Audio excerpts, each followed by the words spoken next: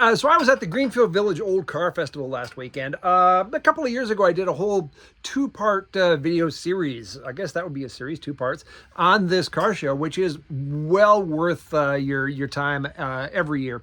I go every year, and I wanted to show a few cars, but I didn't want to do a whole thing on it because I've done that before. So I'm just going to walk around. There are hundreds of cars there. So I'm just going to pick out a few to talk about and give you sort of a random sampling. I'm going to try and focus on maybe some of the Orphan cars this year.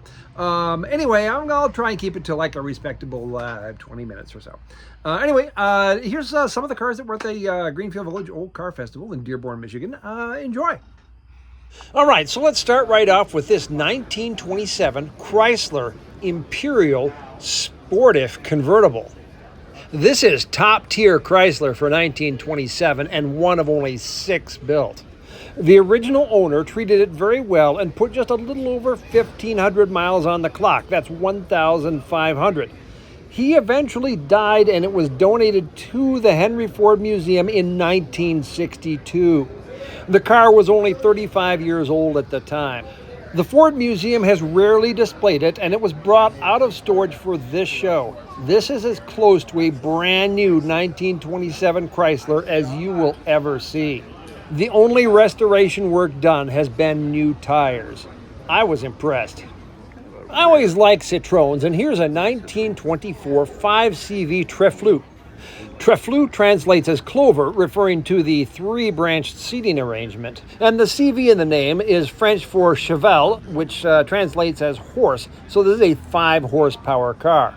This is here being shown courtesy of the Lane Motor Museum in Tennessee. They have actually an impressive collection of smaller cars, of which this would be one.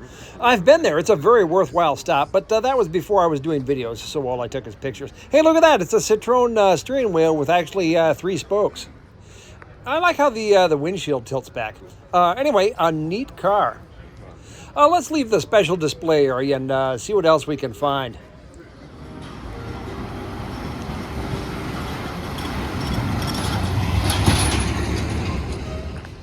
1929 GMC T30 by the General Motors Truck Division. GMC can trace its history back to the turn of the century when the Grabowski Motor Company was formed. Grabowski changed their name eventually to the Rapid Motor Vehicle Company, and when Billy Durant was forming General Motors, he purchased Rapid Motor and also Reliance Motor, who was making trucks, and folded them into General Motors, forming the General Motors Truck Division. Here is a Franklin that we're looking at. Franklin, of course, is an air-cooled car. It appears to have a radiator on there, but that is just an artifice. It actually does nothing. They wanted to appear to be more standard in styling, to be more appealing to buyers. So they put sort of a fake radiator on the front that really doesn't do anything. I've seen this car many times before. It's been coming to Greenfield since 1952. You see that on there. Speaking of which, I recently uploaded some home movies from the 1952 Greenfield Old Car Festival, so they're worth checking out. Although I reviewed them and I didn't see this car there. Must have just missed it. 1926 Hupmobile. This is an 8-cylinder car, actually a straight 8, as you can see if you count the spark plugs there. The 8-cylinder engine was kind of high-end for 1926. In fact, Hupmobile had been kind of a medium-priced car with a 4-cylinder engine, and this was a move upscale for them. Moving the company upscale in the late 1920s, unfortunately, was a mistake because we all know what happened just after that. Hupmobile was really not a large enough company to absorb much in the way of losses, and they survived the Depression just by the skin of their teeth and went out of business, unfortunately, in 1940. Here's a sharp-looking car. Those disc wheels are never a bad move. This is another Hupmobile. This one's from 1924, a couple years older than the other one. The 8-cylinder engine was started in 25, so this would be a 4-cylinder engine in this one. This one has these side curtains on there. That's for open touring cars. In case of inclement weather, you can put these side curtains on to turn it into sort of a semi-enclosed car. Next up, we have another Franklin. This is from 1929. I guess I just have sort of a Franklin thing today. Anyway, this is a nice one. You can see interior is all very nice and well done. I really like the little cigar holder back there. Anyway, this guy's got his hood open, so let's walk around and take a look at that radiator. As I said, the radiator on these later Franklins doesn't really do anything. It's just sort of there for show to make it look more like a normal car. So there from the inside, you can look through and see that that's just a grill. There's no actual cooling coils there. Those are some really long push rods there. This little guy here is an American Austin. They were made here from 1930 to 34, and they're based on the British Austin 7, which was much more popular over in the UK. Never really caught on around here, though. Speaking of British cars, here's one you may not have heard of. This is a 1924 Jowett Short 2. The Short 2 was the two-seater. They had a four-seater version that they called the Long 4. These guys started as a cycle manufacturer, moved on to engines, and then began production of automobiles in 1910. Those wheels, by the way, may look like wood, but those are actually steel wheels. The car uses a twin-cylinder, horizontally opposed 7-horsepower engine. This is essentially the same engine that was first put into production in 1910, and actually that engine would continue on into the early 50s with some mild updates. Jowett went out of business in 1955 and is kind of an unusual car to see today. They did make some interesting sports cars, the Jowett Javelin and the Jowett Jupiter. Here's a 1929 Marquette. Marquette was actually General Motors brand, sold as a companion car to the Buick. This would be if you really wanted a Buick but didn't quite have the juice to swing the finances. They were really only made for 1 year, so they're very unusual to see these days.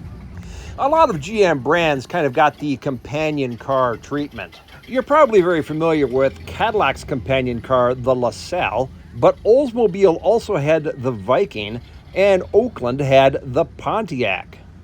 Pontiac strangely outliving its parent car. Here's a 1910 Rio Model S. Rio, of course, is the second company founded by Ransom E. Oldsmobile. A couple of years before this car was made, Oldsmobile left the Oldsmobile company and formed his own company, and he just used his initials, REO, Ransom E. Olds, for the name of the company. It's always pronounced Rio. Anyway, this is 1910, which is kind of peak era for brass. As you can see by looking at this thing, there is brass everywhere. Oh, and it has a Selden patent plate, so this car was legally produced under license of the Selden patent, unlike Ford, who was illegal in actually his manufacture of cars. That's a whole nother story, though. Anyway, Rio would go on to have a long history. They would produce a lot of trucks that they would continue to produce long after car manufacturing ceased, including the famous Rio Speedwagon that the band was named after, although they pronounce it R-E-O instead of just saying Rio. 1912 Stoddard Dayton Knight. And a tasteful amount of brass on that engine. Very nice. We're looking at a Knight sleeve valve engine. That's instead of normal valves, we had a sleeve that moved up and down outside the cylinder wall. It's mechanically super cool and a very quiet running engine. Anyway, the Stoddard Dayton was only made for a few years, started by John Stoddard in Dayton, Ohio. Right after this car was produced, the Stoddard Dayton company was purchased by Maxwell. Maxwell was then eventually folded into the Chrysler Corporation, so there's sort of some Chrysler heritage here. Also, the engine, the Knight sleeve valve, that's famous for being installed in the Knight family of cars, the Willys Knight and the Stearns Knight and cars like that. Here's a 1911 Metz 2. We need to talk about the 1910 and 11 Metz plan. What the Metz plan was a way of buying a kit car on installments. For $27, they would send you a group of parts that you could assemble. If you bought 14 of these groups of parts, you would end up with an entire car. You could buy all the groups all at once or space them out if you couldn't afford them all at once. This is a 1911, the last year for the Met's plan, so I'm not sure if this is one of the kit cars or not, but they would look very similar to this. 1926 Bentley Red Label 3-liter. This one is the speed version with a higher compression ratio and dual carburation. The cars that got this option package had a red background on the logo. That's why they call it the Red Label. This car has been rebodied back in the 60s. This is not the original body, but it has been very well done. The rebody was done by Hoffman and Burton. They're bodybuilders over in England before the car was imported in the late 60s into the U.S. Back over to another car brand that I've discussed earlier in the video. This is a 1930 Hupmobile Model S. I was filming Hupmobiles today because I thought I might do maybe the history of Hupmobile in a future video, but I think I might do Graham instead. Anyway, by the time this car was made, Hupmobile was kind of in financial trouble. This is 1930, so we're still in the Depression. Hupmobile had moved itself upscale and had eliminated the 4-cylinder engine. So they had sort of priced themselves out of the lower end of the market, kind of precisely where they needed to be in 1930. They did still produce a 6-cylinder engine, though, just kind of like the car next to it here. This is a 1931 Hupmobile Century 6. The following year, 1932, they brought on famed industrial designer Raymond Loewy to really kind of revamp their styling away from this kind of conservative look to something more extraordinary. Unfortunately, it was really too little too late. Speaking of 6-cylinder engines, here's a 1922 Nash Advanced 6. Nash was started in 1916 and eventually merged with Hudson to form American Motors. I really like the little accessory combination spotlight rear view mirror thing, though. Those are always cool whenever I see them. Anyway, Charles Nash, the man behind this car, was head of General Motors. He resigned in 1915 and then went on to form his own company. He did that by purchasing the Thomas B. Jeffrey Company, who were making the Rambler automobile. He reorganized the company and renamed the car after himself. The Rambler name would come back, though, later on in the form of the Nash Rambler. As part of American Motors, the Nash name would live on until 1957, where it was dropped. I don't know about you, but I really like learning about the sort of interconnectedness of all of these early brands sort of being consolidated into parts of larger and larger companies as time goes on. Speaking of larger companies, here's a 1913 Oakland. By 1913, Oakland was fully a division of General Motors. Oakland was started as an independent car maker, but was very quickly sold to Billy Durant as he was forming GM. That's a really cool engine. Look at that. We've got 4 cylinders cast in pairs. Look at the length of the shaft back to the distributor. I like the wooden wiring block there. That's cool.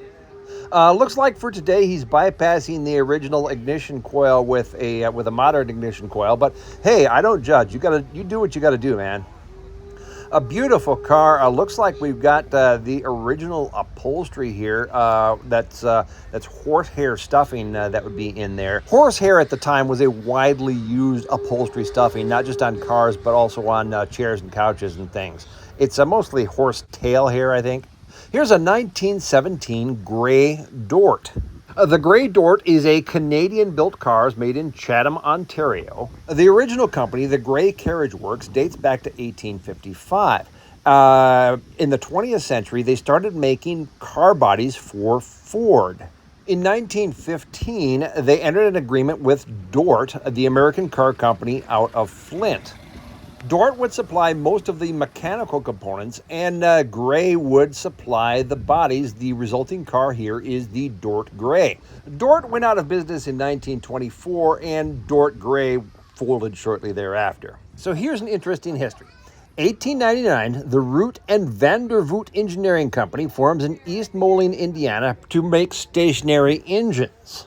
1904, they start making cars under the name Moline. The Moline proves to be very reliable, so they changed the name to Dreadnought Moline. In 1913, they start using Knight engines, so changed the name to Moline Knight. Then R&V Knight, and then went out of business in 1924. Here's another somewhat obscure brand. This is a 1920 Liberty. They were really only made from 1916 to 23. They were started in the factory of RCH Automobiles. RCH stands for Robert C. Hupp, who left Huppmobile to go and start his own business, kind of the same way that R.E. Olds did, although Hupp didn't really succeed.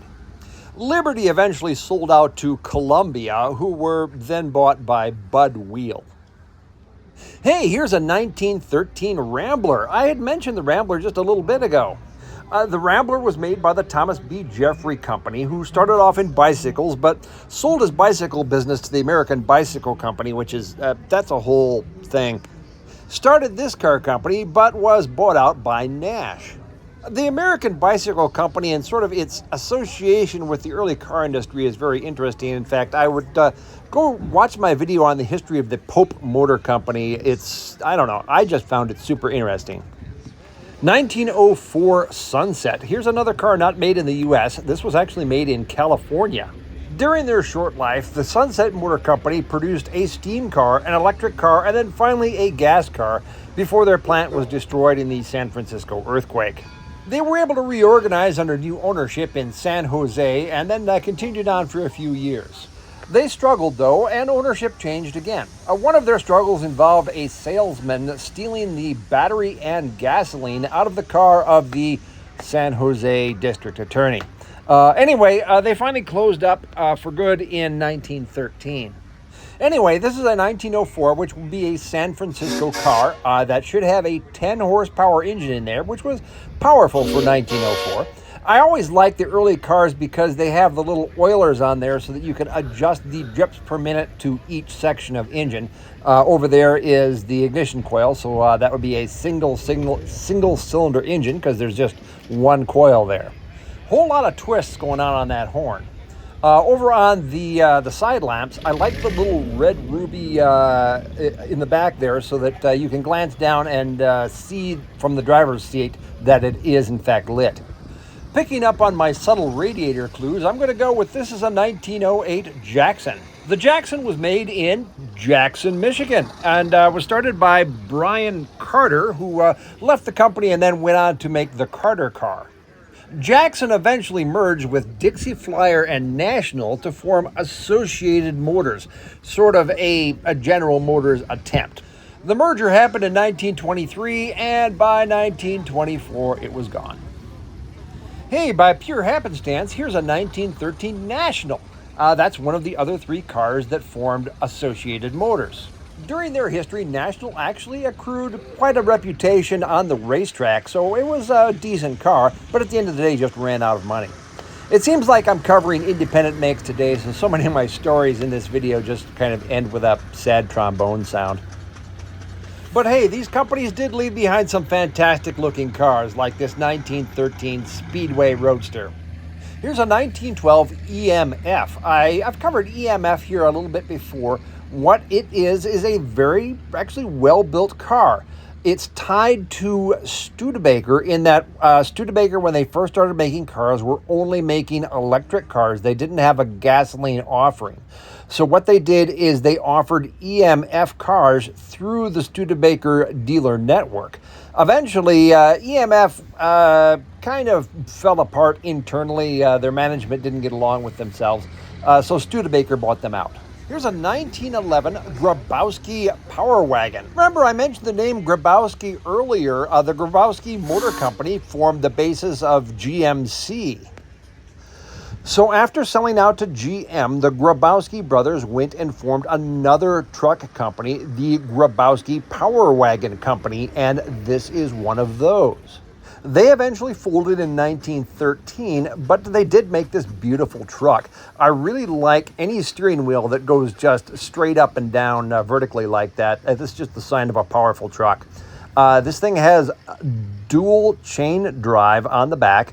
I'm assuming that those seats were added later because this truck has now retired from hard labor and now lives the genteel life of driving people around at car shows. Also, really love the hard rubber tires. There we go. They got their own step plate, Grabowski Power Wagon. Let's look underneath. That's where all the cool action happens. There we've got a twin-cylinder, horizontally opposed engine. You see the flywheel there between the engine and the transmission to kind of smooth out the ride. Then some kind of a, that is possibly the brake there. And then a standard-looking differential that drives the gears that drive the chain. Here's a 1910 Pullman. No association with the Pullman train cars. At the time, Pullman train cars had a reputation for quality and comfort, so the name Pullman was chosen to sort of piggyback on that reputation. Pullmans were solid cars, though, and were advertised as the palace car of the road. A Pullman won the 1910 Fairmount Park Road Race in Philadelphia, and in 1911 won 3 gold medals at the Russian Exposition at Rostov-on-Don. Unfortunately, as production scaled up, their quality scaled down and their reputation suffered. They went out of business in 1917. Here is a 1908 Northern. Northern was started in 1902 by Charles King and Jonathan Maxwell, who had left Oldsmobile to come and form their own company. Maxwell left pretty soon thereafter and went and started his own company, the Maxwell, which you've probably heard of. The Northern was a well-engineered car and was one of the first pioneers for air-operated brakes. They eventually merged with the Wayne Car Company. And then in 1908, the year that this car was made, the Wayne and Northern were purchased by EMF. This is a massive car, by the way. I'm holding the camera at eye level, and I'm 6 feet tall. Big car. Anyway, trust me when I say that was just a micro dose of all the cars that were here today.